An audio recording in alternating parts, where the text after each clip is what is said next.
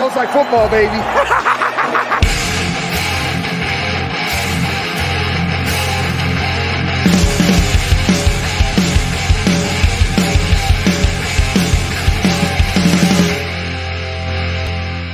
What's going on, everybody? Welcome into another episode of the Fantasy Football Smackdown. I'm your host tonight, Jake Rip. You can find me on Twitter at JakeTakesFF. And of course, joining me as always, folks, you know him, you love him. You can find him on Twitter at KyleMonth8. But he's going to be with us every single week, every single month of the year. Please, folks, make some noise for Kyle August. Good to be here, Jake. I feel like we got to get a more aggressive crowd because I feel like if they're a fan of me, they're probably just pissed about something or angry. Like I feel like a mob would be a little bit better representation of fans of mine. But that's not a bad idea. Maybe for the next show, it can sound like a monster truck rally gone wrong or something. Just like guys chucking full beers from the top bowl. There you go. There's my people right there. Listen, the people love you. They can't get enough of you. Something like that.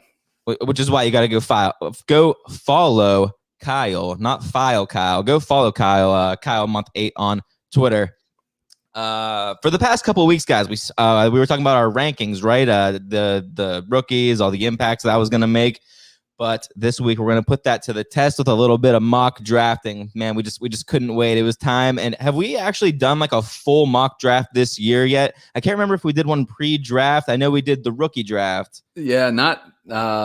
We did a rookie only draft right after the NFL draft concluded. And other than that, man, no. And I've done a few 2021 mocks just to try to get a feel for, as I was putting together my rankings and things. But I think this is you and I, our first mock draft ever together. So this is going to be a little bit of a experiment as it is, I think. But I'm looking forward to this, man, because I think it's when you can finally start putting values to names, even this far out, it really helps you kind of get a feel for what you're going to be staring down come August. Yeah, I'm going to be showing my cards a little bit. I know you and I have a league coming up here that I'm set to be absolutely diced up and murdered alive in, the Reality Sports Online League. I have no auction experience at all going into this. I have not done one auction mock draft yet, so I'm intimidated to say the least. But Kyle keeps telling me, oh, you're going to be fine, man. You're going to love it. You're going to do great. But yeah, I guess that'll we'll wait and see, huh? Dude, it's honestly like they're not a sponsor of this show, this network, or anything. I get no royalties from this at all. Not yet. RSL, man, Reality Sports Online. If you haven't tried it, it is an animal. You got to have committed people to this. But I've been able to put together a few leagues. My old buddy Bob put together the original one I was in a few years ago. We're still rolling. It is a ton of fun. It's a different way to play. And if you're, addicts like you probably are because you're listening to a fantasy podcast in May, you're always looking for the next big thing. This is it. It's going to be tough for RSO to ever become like just so monstrous, but because it's so intense. But man, for the people that are the diehards out there, this is where you want to be playing at. So it's a ton of fun. It's a new breed, man. So Jake, I'm looking forward to getting your takes here in a couple weeks once we wrap up that startup auction, man. It's going to be fun. Yeah, I'll report back my findings, but I think I even said before, I just look forward to my first round pick next year. I'll start scouting out ASAP, see what I'm going to do with that. But listen, in case you've forgotten or you're a new listener of the show, something like that, myself and Kyle, we stream this show live to YouTube every single Monday night. So if you want to see the man behind this angelic voice that you're hearing, you can go subscribe to the Dynasty Warzone YouTube channel to get the full-on fantasy football Smackdown experience. Kyle, before we get this draft started, we've got a little bit of breaking news today that I feel like we need to address right here, right now. And I wore even a nice shirt here. See, and only the people on YouTube can see my attire, but it's not a baseball shirt this week. It's not a hockey shirt this week. It's my Air Julio shirt, the resident Falcons fan on this show. But just in case you haven't seen the clip yet that just came out today, basically what happened was Shannon Sharpe called Julio Jones on his cell phone while he was live on ESPN. Like, not like a scheduled interview or anything, but it was just a personal call from Shannon to Julio. Shannon calls Julio his nephew a couple of times and then immediately jumps into big question. He goes, listen, Julio, you going to Dallas or are you staying in Atlanta? To which Julio immediately replies, nah, man. It's something to that. Nah, I'm out of there. That's what he said. Yeah. Nah, man, I'm out of there. I don't know, man. He says he wants to play somewhere that he can win. And then he acknowledges that Dallas does not fit that criteria. What's your thoughts on the Dallas diss that's not being talked about as much as the whole Julio thing and he's leaving, but kind of a shot at the Cowboys there. I don't think they're such a bad team. It might have not got brought up on Twitter as much as the main, focal point of that interview, I guess if you could call it that, or impromptu phone call. But in a plenty of my league chats, people started calling me out and joking around about it and everything. So that part was funny. But what the hell is Julio Jones won? What does he know about winning? So best of luck to you. And I heard that over the weekend there was some report, and again, this is all smoke and mirrors, and we're all just starved for information. Like today was Detroit Lions propaganda day on Twitter. If you were out there, every report was about Jamal Williams and TJ Hawkinson is ascending and all this crap. And you're just I just want to, you gotta see through some of that stuff. But there was a report that any good stuff about Amon-Ra St. Brown that I didn't see? No, I didn't see it. Even he didn't make the cut for that. But I did see there was a report, a sleeper alert, that Julio wants to go to New England. I'm like, well, if he wants to win, why the hell is he going to New England? You're 3 years too late, buddy. What so but man, it's tough when you see these guys. I mean, Julio's already 31, 32 this season. He's been with Atlanta his entire career. It makes that Kyle Pitts selection look a little bit more clear that, they're looking for a big time playmaker to potentially step in for that Julio Jones production. So what was your thoughts upon hearing that as a Falcons fan? Well, if that was the case to what you just said, and they had some sort of inkling that maybe they'd be getting rid of Julio, then why not get Jamar Chase with that pick instead of Kyle Pitts? That doesn't exactly chive to me, unless they thought, okay, maybe Julio stays, and then we have this nice compliment in Kyle Pitts. But I don't know, man. The whole thing was so weird. I said before we even jumped on, it sounded to me like Julio had no idea that he was live on ESPN. It sucks to hear as a Falcons fan, obviously. Julio is just one of those guys that you would have loved to see play his whole career in the black and red, retired as a Falcon. He's the greatest player in franchise history. Not Mike Vick, not Tony Gonzalez, not Deion Sanders. Julio Jones, man, he's just the all-time greatest player, in my opinion, to ever put on that jersey. So when he goes out there so nonchalantly, just oh yeah, I'm out of there. Yeah, that stings a little bit. I'm not from Atlanta, but that's been my team since I was a kid. But I don't know. I mean, unless he's blowing smoke up Shannon's ass and no one saw it coming, it doesn't sound good, and it sounds like he's heading somewhere else.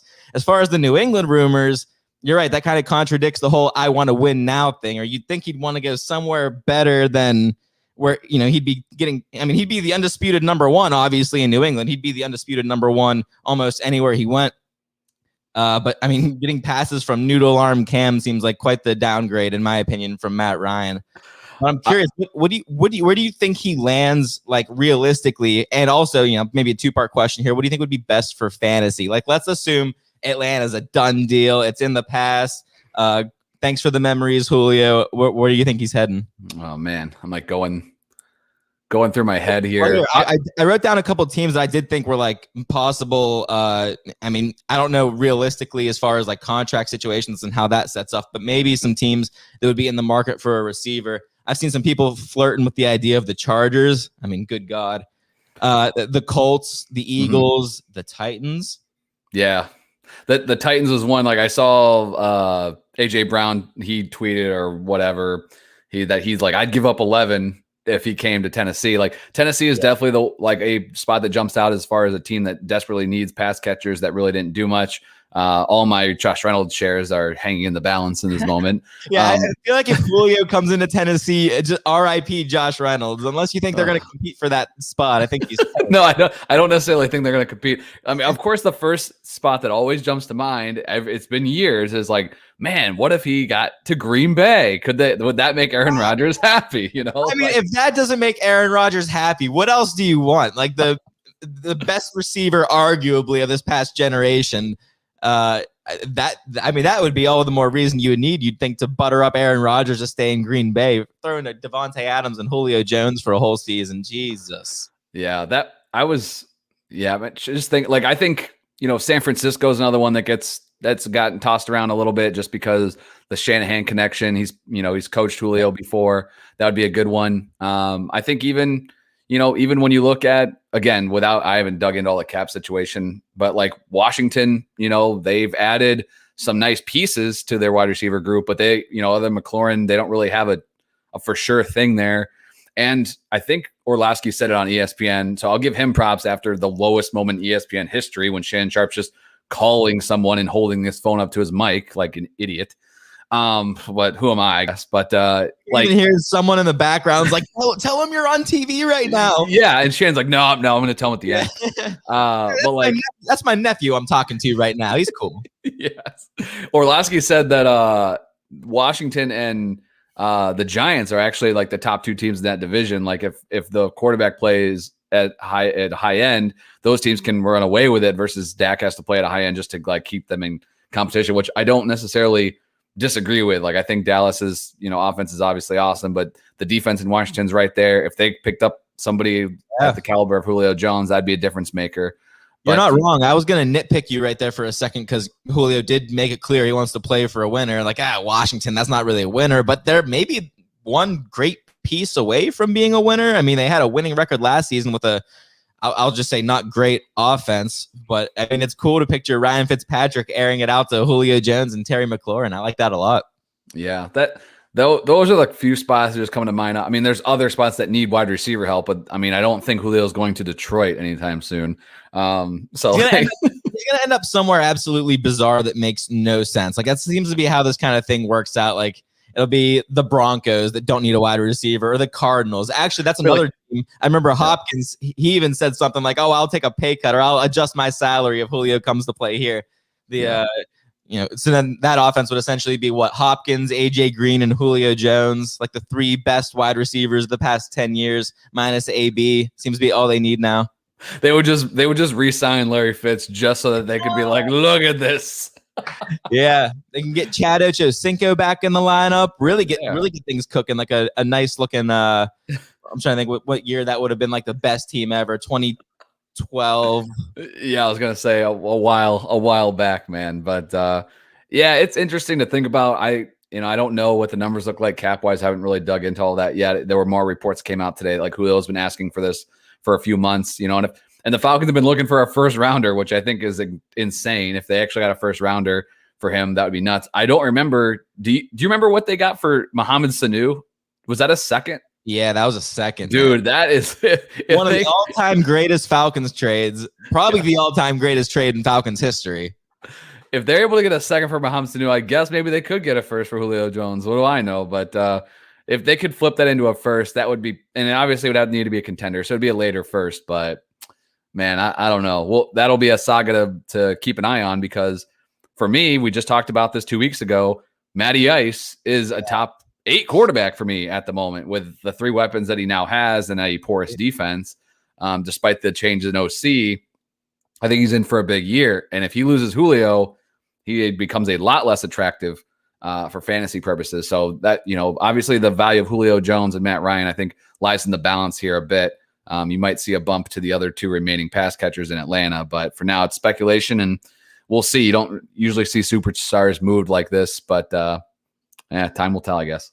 How would you adjust Calvin Ridley and or Kyle Pitts in your rankings? Because I don't know how much Calvin Ridley moves for me. I think I was optimistically high on him already. I can't recall it on my rankings right in front of me, but I do know I had Kyle Pitts. I think we both had Kyle Pitts at like tight end 6. Yeah. And boy, I'd have trouble not moving him in front of Hawkinson, man, if Julio wasn't there. Because hear me out. I mean, he commanded 4th overall draft capital. And it's not because he's good at blocking, like he has all those tools. He has the tight end designation, but it's not outside the realm of possibility. I don't think that he shows out well in training camp. And then if Julio's gone and they have a positional need, that maybe we start hearing reports of, okay, they're lining up Kyle Pitts now at wide receiver. I'm just throwing shit at the wall right now, but I'm just saying I could totally see the headlines now in a couple months from now. And if that's the case, then, I mean, it's Kyle Pitts to the moon. Yeah, I think for me, like when we talked about last week with Pitts, we had him at 6. For me, he was in that tier. He was in a tier kind of his own, like where I think he has more upside than anybody behind him. But I'm just not ready yet, I guess, to necessarily spend that pick on him. He would definitely jump into that tier with Hawkinson and Andrews for me, and probably has just as much upside as either of them. I'd have to say, I mean, if we're talking ceiling, like upside, I mean, he's got more upside than Travis Kelsey. I mean, if we're talking like what the pinnacle of Kyle Pitts' rookie season could be, I don't think that there's any tight end in the league that has more upside. Yeah, and then there's zero chance I'm going to be able to afford him then because he's going to go so freaking early it won't matter. But yeah, I'm with you on Ridley though too. Like I was super high on him. I love Ridley. He's a top.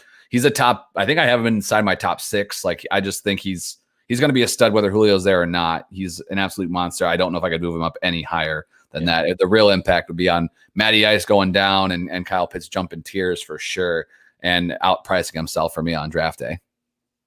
All right, well, let's without any more Julio talk, I'm sure there'll be a little bit here once we start approaching Calvin Ridley territory and Julio territory in this mock. But I'm interested to see where these guys go here. We have it set up right now. I'm going to be picking from the 103, Kyle at the 107. It's going to be single quarterback, 2 running back, 2 receivers, a tight end, a couple flexes, and a few bench spots. Half PPR, no tight end premium on this, Kyle? Nope. Unfortunately, okay. I don't think that is even an option on the on Sleeper for the mock draft anyway. Obviously, they do a great job with in-league settings, but on this one, no tight end premium on here. That's fine, man. I was just looking for a reason to push Kyle Pitts a little higher up in my rankings, but I guess a point per or half a point per reception will do just fine. You want to hit the go button on this sucker? We'll see who goes 1, 2, and then I'll see what I'm dealt with. Yeah, let's see. Let's move this thing here. If you're watching on YouTube, if you're not watching on YouTube, the draft board's gonna be up there, so you can always check this out if you want. But should be good to go here. Yeah, it looks like we got the first 2 picks. Dalvin Cook, 101, and Christian McCaffrey, 102. It's funny, we always talk about Christian McCaffrey being like the obvious 101. That's what he was last year, and people kind of still lean in that direction this year. But I think we'll see a lot of drafts where people are just kind of either worried or there's a lot of things changing in Carolina, or I don't know. I'm not one of those guys. McCaffrey's still my 101 if we're talking single quarterback leagues. But my 102 is still on the board here, so I'm going to defer to Saquon Barkley. I want a running back here in the first round. I want a guy who's going to be catching passes. You know how I feel about Alvin Kamara, man. If he swings back to me in the second round, I'm just kidding. I would take him very clearly here in the second round, but I'm scared of Kamara. He went at the 106, so you can't have him, Kyle. You're sitting at the 107. You can't have Derrick Henry. You can't have Nick Chubb. Running backs are falling off the board like crazy. What are you going to do? Yeah, and sitting here at 107 and with 6 running backs, like you said, already off the board, I really think there are 7 guys that I really like at the running back position, and I want to leave my first round with a running back if possible. Now, I'm guessing, most of the time you can still grab a guy that you like towards the back end. A few of these receivers might go ahead. Travis Kelsey is in the conversation towards the second round. But for me, there's 2 guys that are still on the board that I've ranked pretty close. Jonathan Taylor is obviously one of those, and Ezekiel Elliott, I think, is still in for a huge bounce back year this season. I know he disappointed last year, but that offense just not only wasn't whole because of Dak Prescott, just everybody on that offensive line was pretty much injured. They were literally shifting guys in and out of there from one drive to the next. There was not one healthy player on that offensive line all season. So it's really, really difficult. The thing for me with Zeke is I do feel like he is still a solid pass catcher. We saw him catching plenty of passes last year. But I'm going to go with JT here just because the tiebreaker is I don't want to be called a homer. So man, you faked me out there. All the Zeke talk, I thought for sure that was going to be Ezekiel Elliott, who ended up going 2 picks after you took Jonathan Taylor. Man, didn't see that one coming at all. Kyle pulling the surprises. The first receiver off the board at 108, Devontae Adams. Tyreek Hill at 10, Hopkins, Aaron Jones and Cam Akers, the next 2 running backs, a handful of receivers. Kyle, you've got some options here in the second round.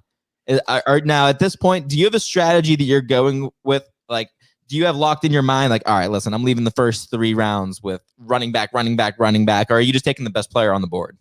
Yeah, I definitely will give priority to running back over wide receiver just because there's the guys that I like that are going to be in the middle rounds.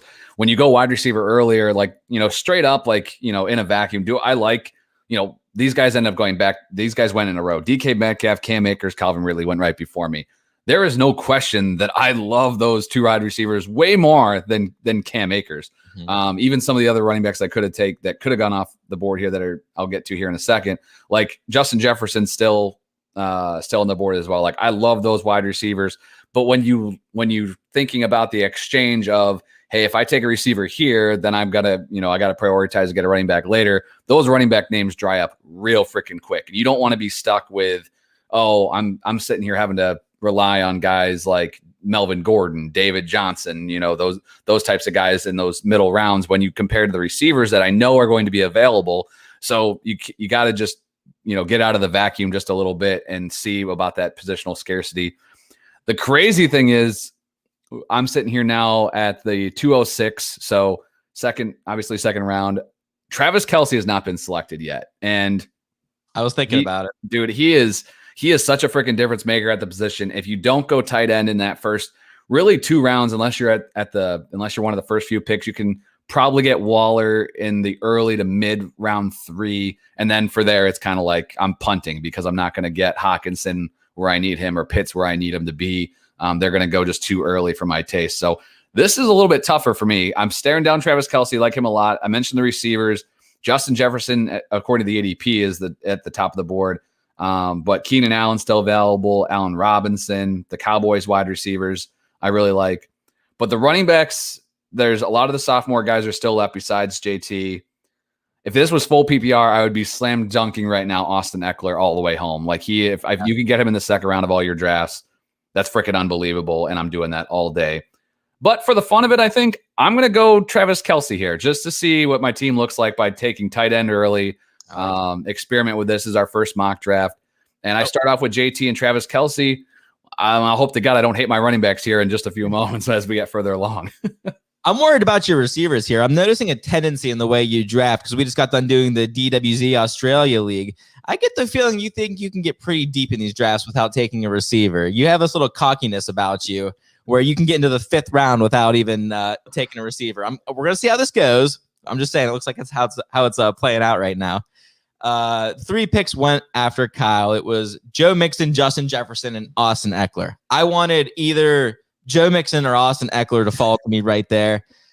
Just as 2 other guys. I mean, if I can leave the first 2 rounds with 2 running backs who are going to get all of their carries, and now I'm talking Saquon and Mixon here, and are also going to be pass catchers in the offense, maybe more of that Eckler role. I mean, Austin Eckler, man, you said it a little bit there. I feel like we're not talking enough about a true Austin Eckler ceiling. I mean, if he gets back to what he was doing, 2 years ago, I mean, we're talking top 5 running back potential out of this guy. I don't know how much Justin Jackson's going to compete for carries or Joshua Kelly, RIP. That was a fun run, but dude, I love Austin Eckler. He's going to be catching a ton of passes, but you know who else is going to be catching a ton of passes? I'm going to go for a running back here, and I'm going to reach a little bit because I think this is going to more so reflect ADP come draft season. I'm going to give me a little Najee Harris here in the 2nd round. Ooh. Yeah. All right. You know what? Now that I'm watching the draft play out, I noticed that I've made a mistake. Because picking at 103, there were only 4 picks till it swung back to me. So even in this mock, I could have absolutely got Najee at that 3rd pick. But man, he is going to be a monster in that Pittsburgh offense. It is going to be just Najee. I don't think we're going to see any Anthony McFarland or who is that other bum they have in that backfield? I mean, Benny Snell. They brought in Kalen Ballage. Yeah. Oh, Kalen Ballage is there too. Yeah. Now we got some real competition. No, man, it's going to be the Najee Harris show. And a couple episodes ago, I talked to you about what's going to happen as far as his ADP. You know, July is going to come around. We're going to start seeing videos of Najee Harris out there catching passes in the slot. Sure enough, the other day I see a video of Najee Harris. He's catching a pass behind his back, running a nice route. I think this guy's going to end up being a PPR monster. On top of that, he's got I'll just say double-digit touchdown upside. The dude could be a monster. Maybe it's a bit of a reach here in the second round. I'm having a little bit of fun, but I love looking at Saquon Barkley and Najee Harris is my running back stack to start this draft. I haven't even looked now. I'm on the clock here in the third round, 303. And I'm going to dip into the wide receivers here because I feel like Kyle needs one. And the selection isn't going to be too nice when it comes back to me. We got Michael Thomas and Keenan Allen, Allen Robinson, Terry McLaurin. These are the names sitting at the top of the board. And then there's kind of a teardrop, at least the way I see it. Then you start to get into, the question marks around Julio Jones, Chris Godwin, Robert Woods, Amari Cooper, all guys that you like, but not guys that I think are as consistent as a guy like Keenan Allen. That's who I'm taking right here. Assuming that freaking Julio Jones doesn't end up in Los Angeles catching passes from Justin Herbert, I think that we get much of what we saw from Keenan Allen last year, where it's like it poses as a 2019 Michael Thomas type season. I think he has a real chance to just lead the entire league in receptions. He can lead the league in targets. Mike Williams isn't a threat. Keenan Allen is just going to be dynamite this season, man. I'm very comfortable with him as my wide receiver one. You're on the clock now, Kyle. Michael Thomas went right after Keenan Allen. I was kind of torn between them, by the way. Then McLaurin and Allen Robinson. Real quick before you make your pick, Keenan Allen or Michael Thomas? It's Allen for me, like not even close. Like if Taysom Hill retired tomorrow, maybe I would take Michael Thomas. But like it's Allen. He's got his quarterback situation is far and above Michael Thomas. I think even like when they're, I think when you look at what Michael Thomas's best can be without Drew Brees, I think that is pretty close. If you take out the quarterbacks, just, for Keenan Allen as well, I think they're pretty close as it is, but the quarterback situation, you don't need to worry about what Sean Payton is going to conjure up there. You can just roll with Keenan Allen, know he's got a stud young QB throwing the ball to him. And he is the unquestioned alpha in that offense. So I really, as much as his touchdown upside isn't necessarily there, I think in the third round, even as a wide receiver and as a wide receiver one on your fantasy team, yeah, it's a slam dunk. I love the value with Allen there at 3. Which is even the better reason to go with running back, when you're looking at, the guys that's there. McLaurin's still there. A-Rob went off right before me. Looking at the wide receivers that are still left, both Tampa Bay wide receivers, which I like. I prefer Godwin, but he's there. Both Dallas wide receivers are still there. DJ Moore is still available. You mentioned Julio. He's not in consideration for me, even with all this other stuff going on. But there's still some wide receiver ones still available here in round 3. Before I get to my pick, here the first 2 teams that are actually picking on the other side of you. This was interesting. Team 1, and again, this is all like ADP sleeper, so we're kind of going off what the system will let us do here. But Dalvin Cook, George Kittle, Patrick Mahomes at the 101. Like if this is a 3-round draft, you're like, damn, you could potentially have the RB1, the tight end 1, and the QB1 on your roster. Like that's I'm not mad about that. But we'll see how that one plays out. But what's your thoughts on this team too here? Because if I walked away with this McCaffrey, Gibson, Swift combo from the 2 slot, what's your thoughts on those 3 running backs all in a row? I think you're really swinging for the fences at that point. It looks like a play where you're playing in a full PPR league and you're going into it with the mentality that we were talking about before, where you have locked in your strategy. Okay, I'm leaving here with 3 rock solid running backs that are going to catch passes, and I mean they got that in McCaffrey, Gibson, and Swift. The only 2 running backs to go off the board so far since I made that Najee pick at 210 have been Antonio Gibson and DeAndre Swift, and I'm confident I would take Najee Harris over both of them. So I'm still interested to see how the running backs play as it goes along, but I'm looking back, I still like that pick. You're sitting on the clock here, a minute 45 to go. You've got Jonathan Taylor. You've got Travis Kelsey. Oh, man, are you taking a receiver here? Don't do it. I'm not taking receiver here because the running backs that are available are crazy good. Running backs I'm staring down at the top of the board right now is Clyde Edwards-Helaire and according to sleeper ranking. But there's another running back I'm going to go. And then before I make the pick, another reason I want to go running back for sure is I know that at least probably I would say 6 to I wouldn't be surprised if almost 7 running backs came off the board. Well, I guess it's only 8 picks. I think 5 to 6 running backs come off the board here because there's 3 teams behind me that have gone wide receiver. So they're probably, we'll see. It's all, it's based off the system and auto pick here. But I'm going to go with J.K. Dobbins because it's half-point PPR. I don't care that he doesn't catch passes. He's in this Baltimore offense that's going to give him a ton of run, a ton of opportunity with a rushing quarterback alongside of him, and I think this guy's an absolute monster. I prefer Dobbins over Akers in half PPR or non-PPR, and Dobbins almost went an entire round after Cam Akers. So as much as I do love CEH, and he's a guy that if I can get in round 3, I would be pumped as hell. If it's not full PPR, I'm going to lean Dobbins as far as those sophomore running backs going head to head here. So after me, only 5 wide receivers went off the board, or 5 running backs went off the board. So Miles Sanders went, then Julio, Chris Godwin, Clyde Edwards-Helaire, then Jacobs and Carson on the turn, then David Montgomery in round 4. And this is what I'm talking about. Like, if you're not a big David Montgomery fan, he went at the start of round 4. So you might want to get your running backs before then. What are your thoughts on Montgomery? Because hold on, I have it right here in front of me. David Montgomery finished as the RB6 last season. That RB6 is insane. I mean, do you think that was all just phony one-hit wonder stuff, or is there something to this David Montgomery? No, I think that is a combination of an insanely cake schedule down the stretch, for one, that losing Tariq Cohen mid-season and having no alternatives by any means on that roster. So he inherited not only the role of the primary rushing downs back, but he was a better pass catcher because of the ability, the opportunities that he got that he probably will not otherwise have. So, he'll be fine. If I get him in round 5 as my, RB2 on a wide receiver heavy team, or RB3, like, I feel good about that, but I don't really think there's any big difference between, I don't think there's a huge gap difference between him and like Myles Gaskin, Kareem Hunt. There's the names dry up quick for sure, but Mike Davis, like I think those guys and Montgomery are in that same tier. So there's not a chance I'm taking David Montgomery early 4th round, late 4th, early 5th. He's still a RB2.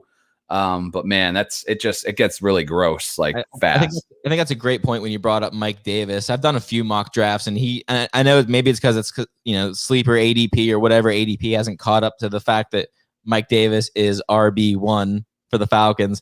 But, if I'm comparing Mike Davis versus David Montgomery, maybe, the scales are sort of even. But when you compare their ADPs, give me Mike Davis a few rounds from now over David Montgomery, when we still have guys like Robert Woods, Kenny Golladay, Mike Evans still on the board at receiver, CeeDee Lamb. Did I just spoil your pick? I'm looking at receiver here because, like I said, the running backs for me dried up. Like the guys that are left on the board at the top right now, Gaskin, Hunt, Melvin Gordon. It's over. Yeah. Like I don't want any of these guys here. Mike Davis is still interesting to me, but like that's a name I'm like kind of tucking away. He's not at the top yet, but he will be come draft day as far as kind of who's at the top of the board on whatever site you're playing on. For me, the wide receivers are still really solid here. You got both the Rams guys available, Mike Evans. For me, it really comes down to 2 players. I really like the Rams receivers, but I think I can get one of them later, and I don't really care which one it is. So for me, it's coming down to 2 players, and that's CeeDee Lamb and DJ Moore. I think DJ Moore is in for another solid season. I picked him up in, this range. He was going like 4th, 5th round last year. Felt really good about that, but his touchdown upside still scares me a bit. He just hasn't put that together yet. The catches are great. Yardage is fine, but I think I'm going to shoot for the moon a little bit here. Amari Cooper went 2 picks ahead of me. That would have been my pick, honestly, straight up. Like, I think I'd rather have Cooper in that offense, even though Lamb might have a little bit more upside, but I have what's left for me here. So I'm going to go with CeeDee Lamb at the 406 as my wide receiver 1. And we'll see how this goes. Man, I'm watching. I can't believe I'm getting sniped by the computer right now. So I at this point in the draft, like you just said, we talked about the running backs are sort of drying up. That really wasn't much of a consideration for me. Maybe Mike Davis. We'll see if Atlanta adds to the running back position or how training camp shakes out, but maybe Mike Davis right there. But I was pretty set on a wide receiver, and Deontay Johnson was like six players deep on this list. I was like, oh, you know what? I'll reach for him a little bit here instead of waiting for him to come around. But right before me, Kyle takes CeeDee Lamb, then it goes Robert Woods, Mike Evans, Deontay Johnson. So now back to the drawing board. And you know what? I'm just going to take advantage of what Kyle allowed to happen here. And I'll just take me some DJ Moore, which I'm not going to call the best of a bad situation because, I mean, there's some ballers still here on the board.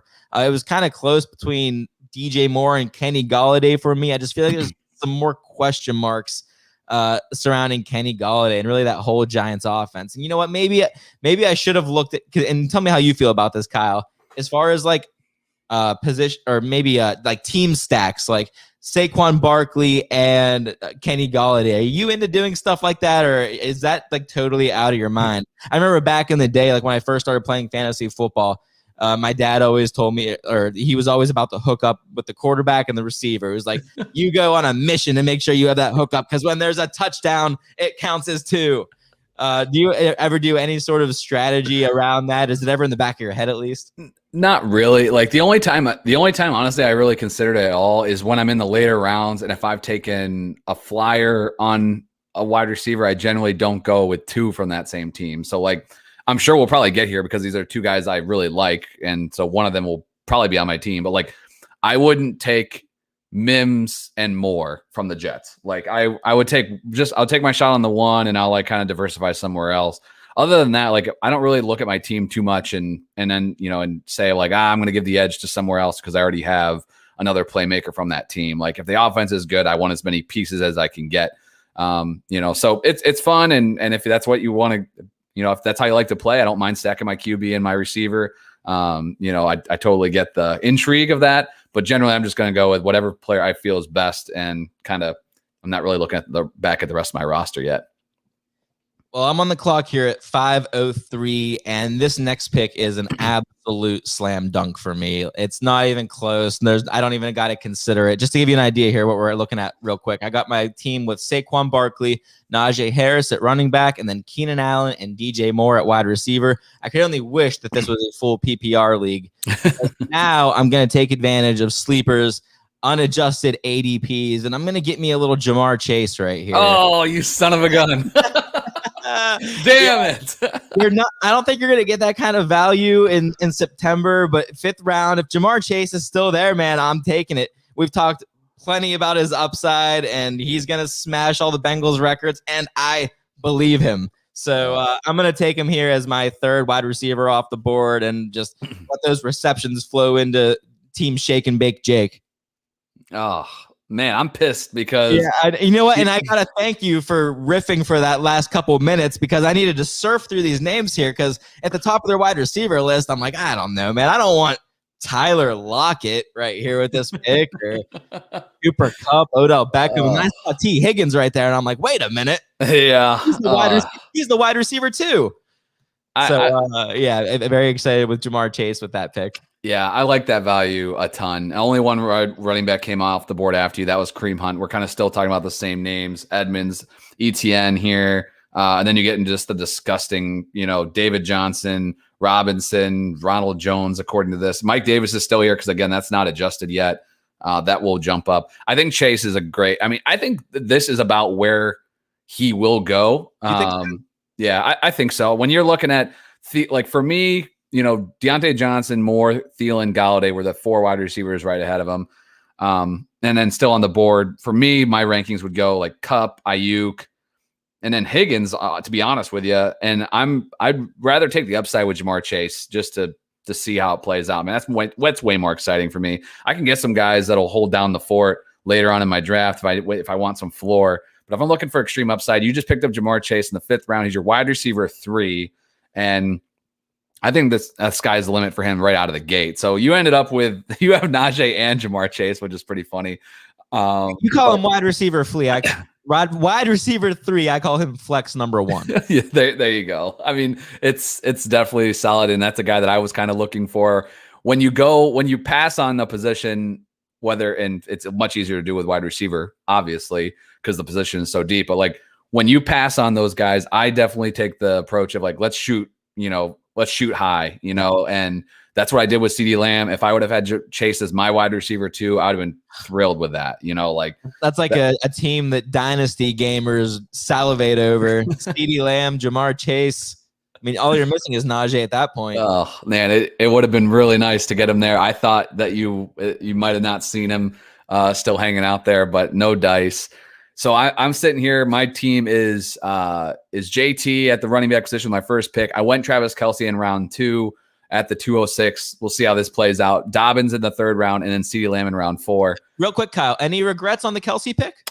Not yet, because there's some receivers I really like, and I think there's enough where I can maybe get one here and the next round and feel really, really good about it. But I was a little surprised to see like Waller went early 4th, so he was definitely kind of hanging around there. I could have, in theory, then gone like Eckler and then Waller in round 3. But the tight ends have been interesting. I took Kelsey in round 2, Kittle at the end of round 2, Waller at the beginning of round 4.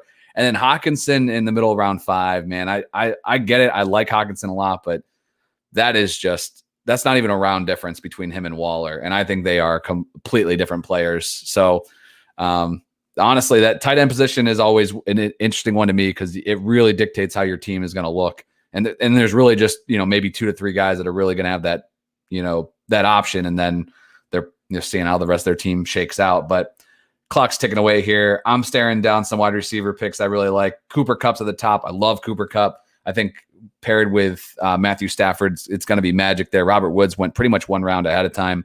I like him. I have him back to back. Like I don't really care which one. I'll take the cheapest one right now. That's Cooper Kupp.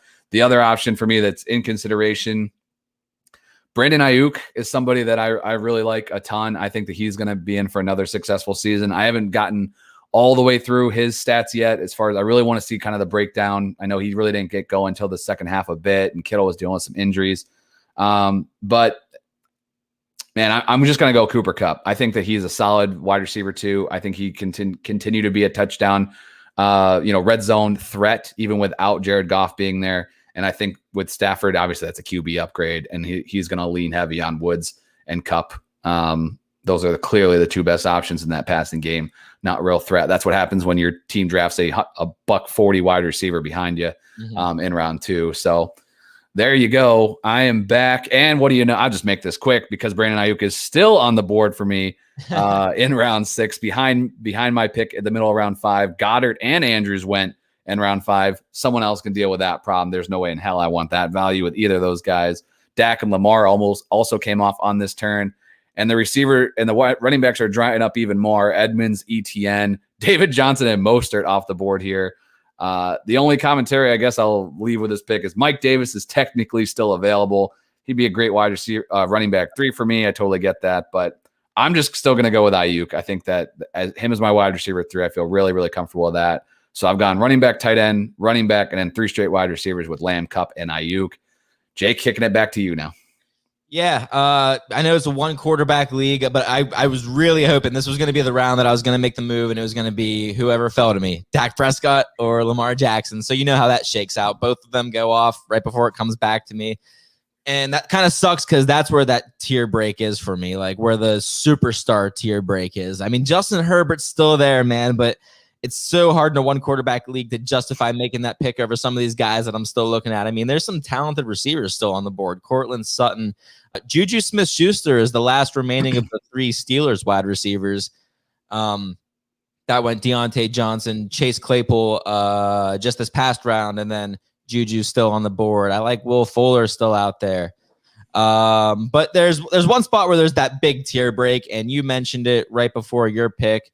And where the hell is he? There he is, Mike Davis of the Atlanta Falcons. Maybe I'm cheating here. I shouldn't expect to get that kind of value with that pick, I don't think. I mean, the 6th round, even for a guy like Mike Davis, I mean, maybe people are sleeping on him hardcore, but last season he was fantastic in relief of Christian McCaffrey. So if he comes back and he's a fraction of that as the workhorse, I mean, Kyle, tell me you saw that picture that's going around on Twitter of those quads. The quads. Yes, the quads of Mike Davis, obviously RB1. Those quads look like they're ready to plunge into the end zone. Dude, honestly, his upside is just as high as, Gaskin went 2 rounds before him. That doesn't make, it's not going to be that way when this thing shakes out. Davis, honestly, like if Davis was there, Davis was there for me, that should have probably been the pick, but I was kind of just seeing if, how this would play out, because I think Davis is just not going to be available at that time. There's no way, in my opinion, that Edmonds, David Johnson, Mostert, that those guys are going to go ahead of Mike Davis come draft day. So yeah, I mean, great pick. He's obviously available for you there, and he's your third running back. He's going to fill a flex spot for you.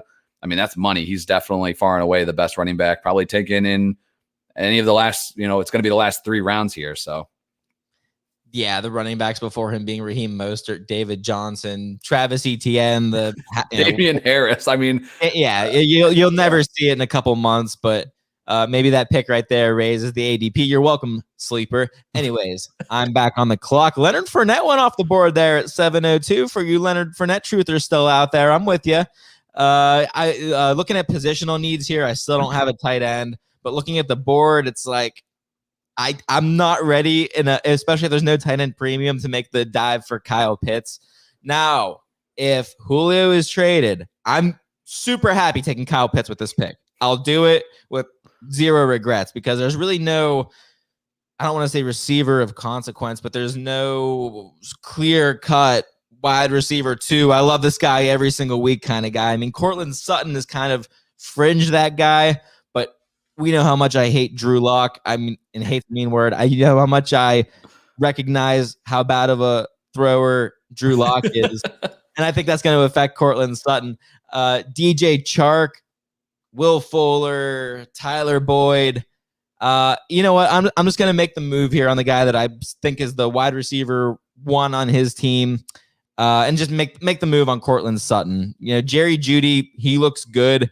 I think Jerry Judy's still underrated. I think he can be great for redraft this year, and he's going to be a guy who I think is going to be a tremendous value.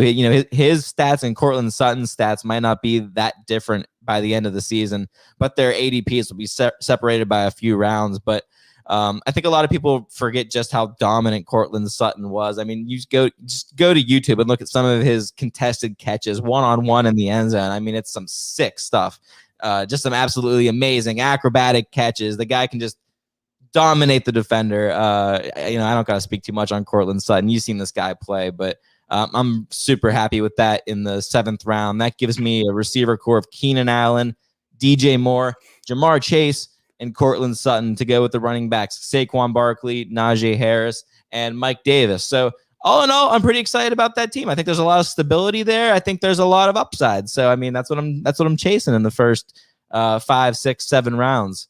After I made that, you have something to say, Kyle? Oh no, I was just gonna say I like how your team shook out. I mean, looking at it now on the board, like in theory, if you went 3 running backs, let's say you went Barkley, Harris, and Dobbins, your wide receivers would still, and then you could, let's say you didn't take Davis, let's say you took Juju up on that spot instead because you already had 3 running backs. You could have been looking at DJ Moore, Jamar Chase, Juju Smith-Schuster, and Sutton. Like that's pretty close to the team. How I'm generally going to be drafting, more than likely trying to get those big name running backs. And when you're at the front of your draft, there's still plenty of guys there at the end of round 2, early round 3 at running back where you can really load up.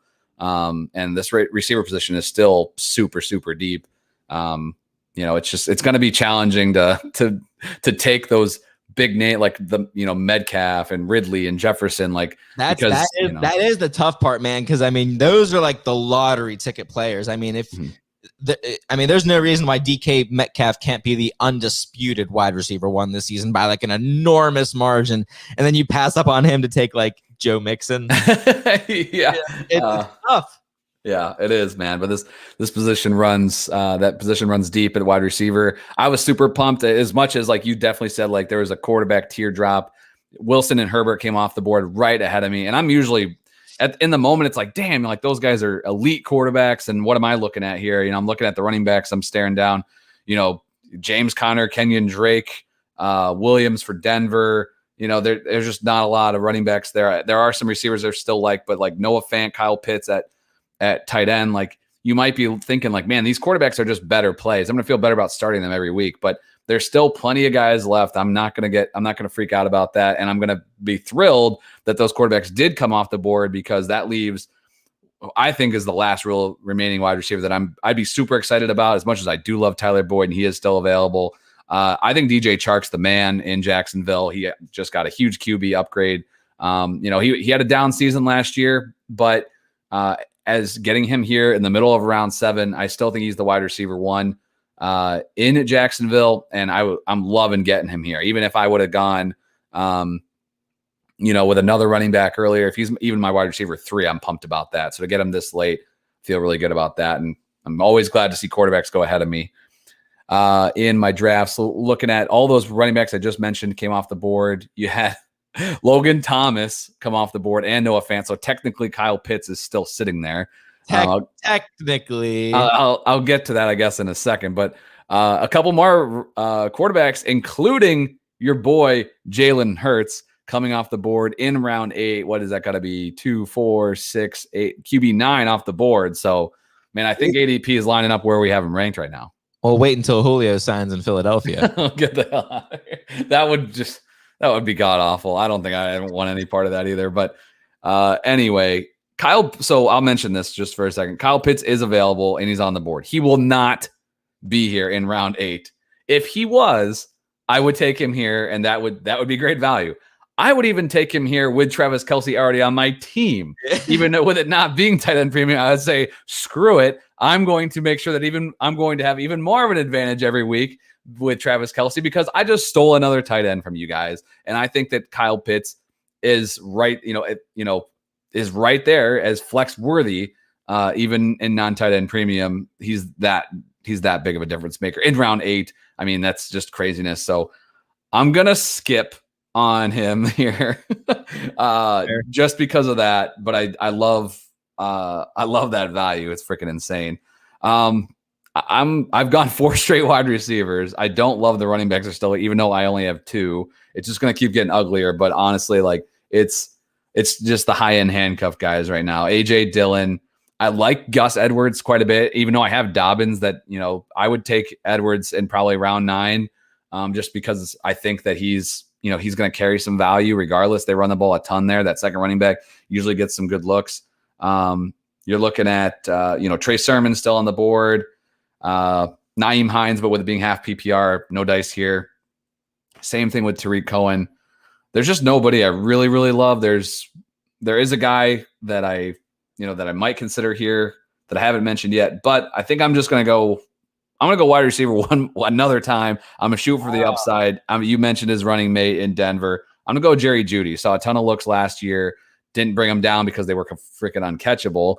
But I think that I think that could turn around a bit, and he's going to have a successful sophomore season. Has a ton of upside here. So that's why I'm going to go ahead and take him, because again, I didn't take my first wide receiver till round 4. So I like the upside picks, with going with Lamb. Cup feels a little bit more floor than ceiling, but then Ayuk, Chark, and Jeudy feels like I got enough upside there to balance out the fact that I waited on wide receiver a bit. Now, you're telling me with a straight face, you sure you don't regret the Kelsey thing? Because it looks like you might have hit the panic button a little bit. I'm not saying the team doesn't look good, but starting with round 4, going Lamb, Cup, Ayuk, Chark, Jeudy. It sounds like you might have pulled the ripcord there and been like, "Oh shit, I'm in trouble." No, that's how I'm probably going to roll wide receivers no matter what. Regardless of what those first 3 picks are, I'm probably taking those wide receivers. Even like unless I went wide receiver. Like let's say I took Jefferson there. Like the running backs get really, really gross. Like I probably would have taken. Oof, Jesus! Like maybe, like nobody was there. Like maybe I could have gone Gaskin around 4. Like we'll see the rest of the way here. We'll load it up, but I don't care. I'm going to take those mid-round wide receivers. You can pretty much pencil me in for 3 to 4 of them in rounds 4 through 8. That's the thing. It kind of becomes the spot of the draft where like you can't take a tight end because the big 5 or so are gone. You can't take a running back because every starter is gone. You don't want to take a quarterback because you can capitalize on that value at the end. So by default, you're just drafting all the wide receivers. Yeah, pretty much. I guess that's what I'm doing. I mean, totally makes sense to me, man. I mean, I'm looking at the list here, and there's still some nice guys. I'm on the clock with like 3 minutes left. Deebo Samuel. I mean, when did you take Brandon Ayuk? I took him in round 6. Round 6, yeah. And I mean, we're 3 rounds later now. And I mean, is there that big of a gap between Brandon Ayuk and Deebo Samuel if they're both healthy? A big asterisk there on if they're both healthy. But I mean, especially if Ayuk were to go down, we don't bet on injuries or anything or predict injuries. But if Ayuk's not in the picture, I mean, Deebo Samuel's a stud. Plus, I hear they have a new quarterback in town. So I heard that too. I'm not committed to that pick yet. I'm still looking here. Robbie Anderson, man, he scared me when he went to Carolina, and then he kind of showed me up there. He was practically the wide receiver 1 in Carolina. But now with who did they draft? Help me out here. LSU.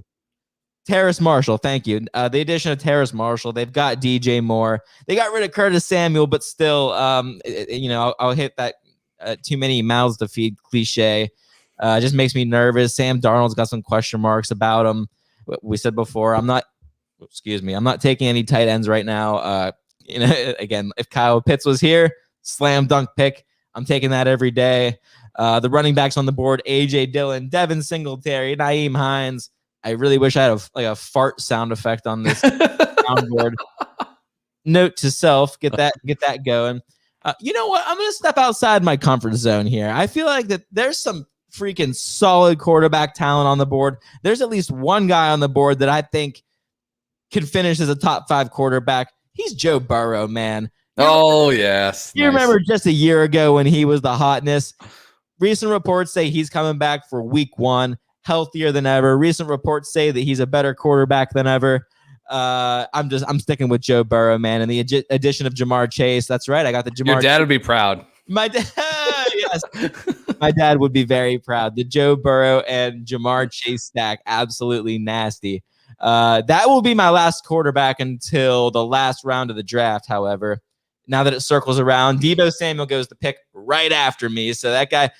The computer was hearing me talk, obviously. They're listening to the podcast. Clearly. AJ Dillon at 8-12. Jarvis Landry, puke at 9-1. Oh, come on. I love that pick, actually. Oh, God. Is Odell Beckham on the board still? Odell Beckham's trash. I was debating between Landry and Judy at pick 8, and I just thought, I would rather go with the upside. Landry is just such a floor play, and he's just a guy you can kind of plug and play in there, but he's not going to turn himself into an every week starter. My hope is that Judy can, but obviously I think we know where you and I stand on Jarvis Landry in that situation. For the record, Odell Beckham did get drafted in round 6, and now Jarvis Landry in round 9. Okay, I can come to terms with that sort of value.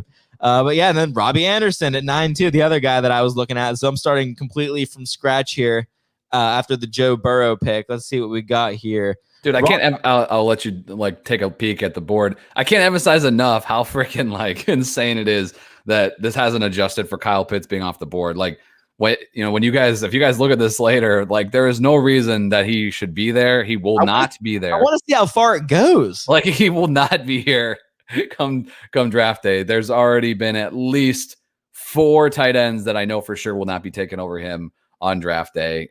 He's going to be a round 5 guy would be my guess. And if Julio goes, he's definitely going to be around 5. He might even be round 4. People are going to go freaking berserk for this kid. I still got 3 minutes on the clock here. You want to tell me why Robert Tonyan has a wide receiver designation? So it's funny as hell because I had a draft over the weekend and it's tight end premium.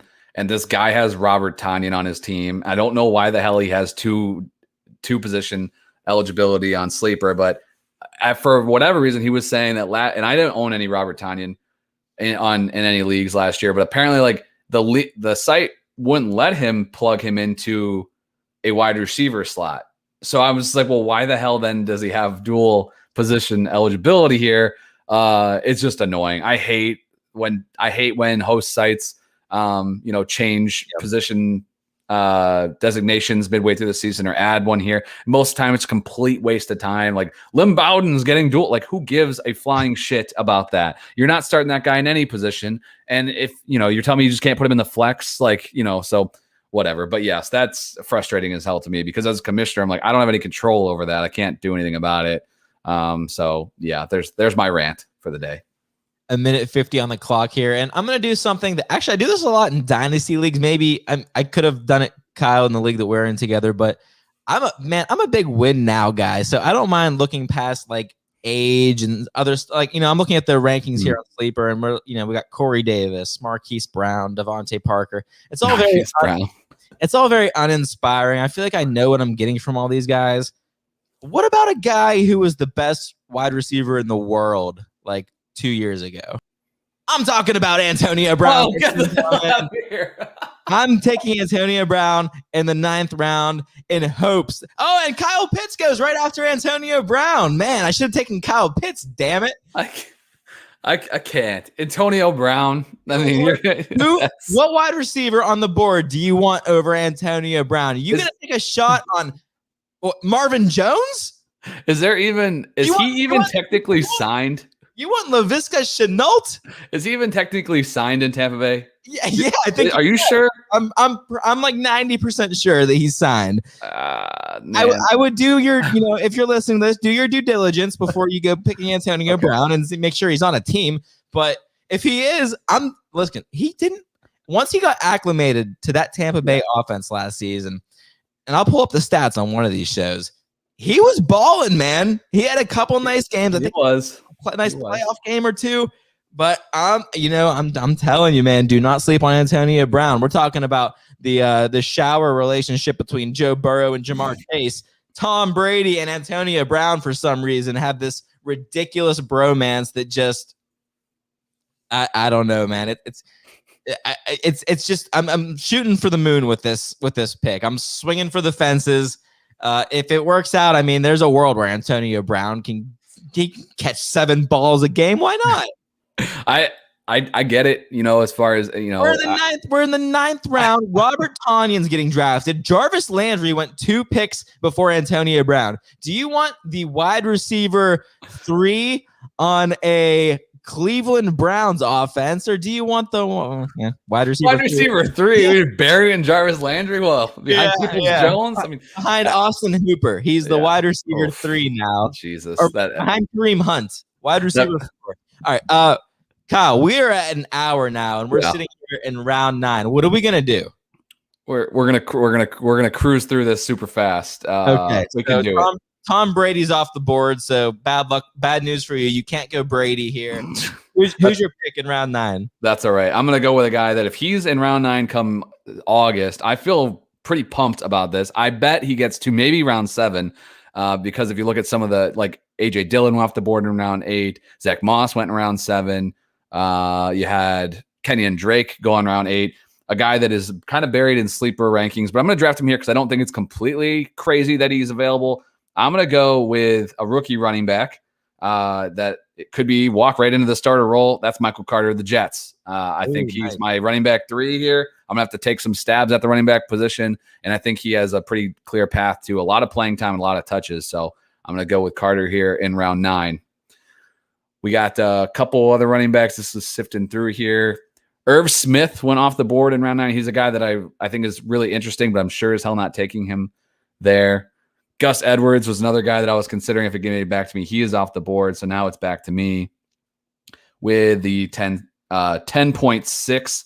I'm going to go looking at receivers. There's a few guys I really like here. If I'm picking up Michael Gallup in round 10, I feel pumped as hell about that. Now, for this team, I don't think I need him. I only have 3 running backs. So I'm going to keep throwing some darts at some running backs. And I'm going to go with Phillip Lindsay. I think that he is an intriguing guy to me as a non-starter that could make his way into a starting role in Houston. He hasn't been traditionally a huge pass catcher, which is, I wish he had a little bit more of that to his game already, but maybe, they lean on him a little bit more. I don't really care about Mark Ingram, and David Johnson, like I said, could carve out the role just by being a great pass catcher. But I think Lindsay, he could be the RB1 to own in Houston. So I'm just going to start throwing some darts at RBs. Jake, it's over to you, round 10. So I would have gone tight end a little earlier. I wanted to hold off a little bit because Kyle Pitts obviously was the next guy on the board, and we had a little bit of a hands-off policy going on there. But I'm looking at wide receivers available. Mike Williams. I like Jalen Waddle as a high upside play, but I'm gonna take my chances. You know what? All right, I'm gonna take my chances. I'm gonna stick to my guns here because it was my initial take here. But I'm gonna go back to the tight ends here. Tyler Higbee, I don't want him. Jonnu Smith, I don't want him. Evan Ingram, you've heard me say that I like him, but I don't want him. I'm going to keep skimming down this board until I get to Blake Jarwin, man. You talked about Michael Gallup and, how he's kind of being disrespected in that Dallas offense. Man, if Blake Jarwin clicks and that offense clicks, regardless of what Julio Jones says, I think the Dallas Cowboys might have a nice team. After Blake Jarwin went Tariq Cohen, Tyler Higbee, Ryan Tannehill, and Mike Williams. Yeah, now I'll dip back into wide receivers here and take the player I was talking about before, Jalen Waddle. It's a total high upside play. The second receiver taken in the draft and just might work out. I mean, I don't know how much faith you have in Tua Tagovailoa going forward, but I don't think he's the worst thing in the world. I think he's a solid quarterback. I think that offense as a whole is ascending. So give me the versatile, athletic Jalen Waddle here in the 11th round. After that pick went Jamal Williams, Trey Sermon. You know what? Looking back, I wish I would have seen Trey Sermon was still on the board. It seems like one of the few remaining high upside running back plays.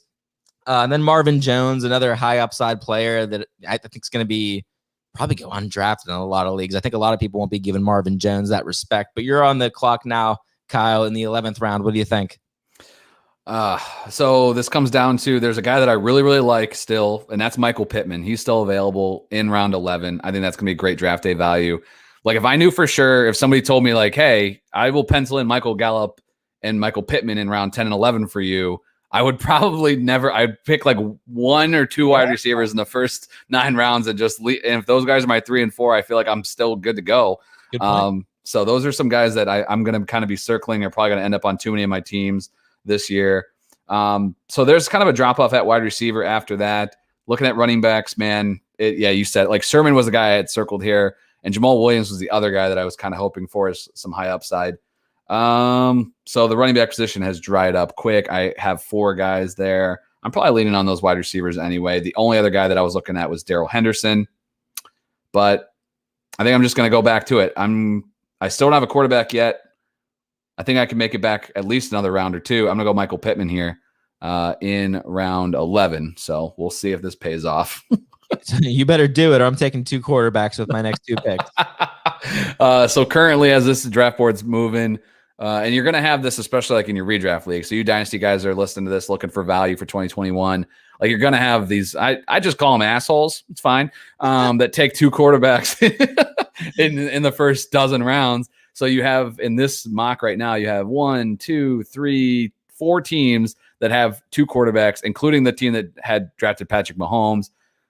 Besides myself, there's one other computer team that has no quarterbacks yet, and he would be drafting twice on this turn for me. So take a look at the quarterback board. Kirk Cousins, there's the line I talked about a few weeks ago. Ahead of that is Trevor Lawrence and Daniel Jones, baby, here in round 12. He's way down the board, though, so can I kick that can one more time?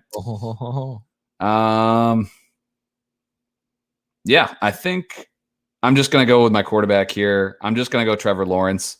I think Trevor Lawrence over Daniel Jones. I've thought about this over and over. I don't know if I really trust Daniel Jones. I understand. I'm going through the same sort of process in my head. We were very bullish on Daniel Jones and jammed him up our rankings, but I mean, when you compare him as prospects, it's night and day with Trevor Lawrence and Daniel Jones. I like what Daniel Jones has going on around him, but I guess you could say the same thing for Trevor Lawrence. So in that case, give me the upside of Trevor Lawrence. I think that's a good pick in the 12th round. James White goes after Trevor Lawrence, Jalen Reagor, and then Rob Gronkowski, and I'm back on the clock. Man, running backs are looking rough. Tevin Coleman, Marlon Mack. Remember when Sony Michel was supposed to be good? Let's see what else we got here, because I'm not taking a quarterback. I made that promise earlier. Henry Ruggs, remember when he was the first wide receiver taken in the draft? Actually, you know what? I don't hate that pick at all. I'm gonna take Henry Ruggs right here. And just another total high upside shot. We haven't really seen anything from Bryan Edwards yet. Darren Waller's still there. Should I say receiver 1 on that team? So maybe Henry Ruggs works out here. It's not. I don't have a lot of confidence with the pick, but I'm making the pick anyways. That gives me a deep set of wide receivers: Ruggs, Waddle, Antonio Brown, Cortland Sutton, Jamar Chase, DJ Moore, and Keenan Allen, and just 3 running backs in Barkley, Harris, and Mike Davis. And I'll tell you what, to be honest, I'm perfectly comfortable with that. I draft that way more often than not. We did a league, Kyle, where it was 1 running back position and just a bunch of flexes. And it's very common. I'll go through and I'll take a running back in the first and the second, and then punt the entire rest of the way. and just load up those flexes with wide receivers and all that talent we talked about finding in the 4th and 5th and 6th round. Even now, there's still some guys that I like. And you know what? Now I'm seeing John Brown. See, man, I got to make these mental notes in my head. I totally forgot he was in Las Vegas. Now I'm regretting that Henry Ruggs pick already. But here's a play that I do kind of like here. I'm going to take the flip side of the coin to your Michael Pittman pick, and I'm going to take a shot on Paris Campbell. He was a guy who, when he came into the league, he kind of had, he had flashes. And when he was with Phillip Rivers, I really thought that he was going to become Phillip Rivers' new version of Keenan Allen in that offense before he got hurt. He was seeing the targets. And I don't know, man. If that can happen, then he's another one of those guys who I think I talked about last show. I can't remember who I was referencing, but their player profiler chart, you go to look up Paris Campbell, and he's just a stud athlete across the board in every single category. So maybe some of that comes to fruition and something can happen in Indianapolis. We don't know what Carson Wentz's tendencies are going to be with these receivers. Paris Campbell could be wide receiver 1 in that offense. That's totally on the board as far as I see it. Don't you make that face at me. Paris Campbell could be wide receiver 1 in that offense from a fantasy perspective. We're going to keep cruising along here. Sterling Shepard goes after Paris Campbell, Evan Coleman, Cole Beasley. Kyle, you're on the board and you can't have Paris Campbell. What are you going to do? Daniel Jones is still there. So, I mean, as much as we just joked about, like, if you can get Daniel Jones with your last pick or second to last pick, like, I'm totally fine starting with him because you're still going to find guys like, Roethlisberger will probably still be available. Winston will have some value. I still think Darnold, Goff, like those are spot starters. Wentz, like that you can just find off the wire in one QB league. So not worried about it there. I don't take 2 quarterbacks ever because I think it just burns a roster spot and I'm missing on upside. I'm going to go with another wide receiver here because damn, these running backs are horrible. You can honestly not have enough. I wish I had some more, but I'm going to go with Denzel Mims. Again, another second-year sophomore receiver. Following up my pick of Jerry Jeudy in round 9, round 8, Pittman in round 11, and then I'll go with Mims here in round 13. Just think that he could be, again, the number 1 wide receiver for the Jets, I think, with a quarterback upgrade clearly, and then offense, much better position than they were last year. And Mims kind of didn't really get to go, the full go based off of just dealing with injuries and such. So I'll take the shot on him. Back on the clock here, I have a crap ton of wide receivers still. And let's see, any running backs? Not a whole lot. Literally, you're staring down guys at the top of this board. Gio Bernard, Carlos Hyde. Oh, that's gross. Oh no. That's gross. I'm not going that route. I'm going to take a shot. We talked about it last week with the rookie wide receivers. I like Elijah Moore quite a bit, but I just took Denzel Mims. I think I've said that earlier in the show that is like something I keep staring down. I think I will stare down. I'm going to go with the rookie wide receiver, though, in Rashad Bateman. Again, just shooting for upside here at this point in the draft. And I like him better than like Russell Gage, Christian Kirk, Brashard Perriman were the 3 wide receivers off the board right before Bateman there in round 14. Jake, you got 2 picks left here to wrap this thing up for you. Yeah, real quick, a guy that we talked about plenty on this show, more than one episode, but I think you and I both like Josh Reynolds a lot. Right now, if he's the wide receiver 2 in Tennessee, I'll take that. You can say, what did Corey Davis ever do? Corey Davis saw 100 or so targets last season. I mean, the volume is to be had, and Josh Reynolds, he's no slouch. The guy can play. So if he shows out in Tennessee, if Tennessee doesn't go out, if they're not the suitor for Julio Jones, yes, because in the scenario that happens, you can forget about Josh Reynolds. I'll leave him to the waiver wire. But here in the 14th round is the wide receiver 2 for the Titans. I'll take that all day. My last pick, man, round 15. I should really do something, some real pizzazz here. Oh, this is obvious. Ready for this one, folks? The wide receiver 1 for the Detroit Lions is still he's still on the board. Damn it. Give me Amon-Ra St. Brown, folks. I'm getting 100 targets with the last pick of my draft. Wow. Well, it almost makes up your Henry Ruggs pick 3 rounds earlier. But dude, Yeah, Reynolds and St. Brown is the last two picks. Like I feel like that's I think I don't want to be in too many leagues with you because that's the route I would go. I just feel like again, give me freaking Gallup, Pittman, Reynolds, and St. Brown, and I just need one other wide receiver. Pretty much, give me that. I'm taking that to the bank. That gives you the freedom now to load up on running backs. You can take your Darren Waller in the 4th round and. Yeah, man, you're set up. I like it. Yeah, you know what? I mean, just Amon-Ra St. Brown, wide receiver 1. Why not? There you go. And at this point, yeah, it's the last pick for me. I still only have 4 running backs, and my God, like honestly, at this rate, like if we were playing this league out, I'd just be like, well, I hope my guys hit, or that everybody else drops the valuable handcuffs before they become valuable, and I can just stack up there. I'm just going to go, even though I passed on the last round, I'll just go Elijah Moore. Again, I think as a rookie, I was going to go St. Brown, honestly. Like that was my penciled in last pick. And then I should have known who I was drafting with on the other side. Yeah, man, I have a crap ton of wide receivers now. This thing wraps up here. The last pick of the draft, Mr. Relevant, AJ Green. Got to love that. Hey, how about Ben Roethlisberger going second to last? I mean, just echoing what we're saying about quarterbacks. I mean, if Ben Roethlisberger is my QB1, I'm not excited, but I'm not pissed. And I got to double check, to be honest. Like as we do more and more of these drafts, I think one of the pieces of my draft strategy for redraft that I haven't dug into yet is the schedule on what these first few weeks look like. If Roethlisberger's staring down, some prime time matchups there with going up against bad defenses, he's going to rise up my rankings a bit where I'm going to take him, and make sure he's my starter to start the year. But the last 2 rounds in this mock draft went Carson Wentz, Kirk Cousins, Daniel Jones, Tua, and Big Ben. Like I don't know if I believe in Tua compared to the rest of those guys, but any 4 of those other guys as my starter, I'm good. I'm golden. I feel great. And that's why you've got to pass on those quarterbacks earlier in the draft. Even me taking Lawrence at 12, I'm like, crap. I could have just taken, I could have taken another position and grabbed one of those other guys later, but that's what it is, man.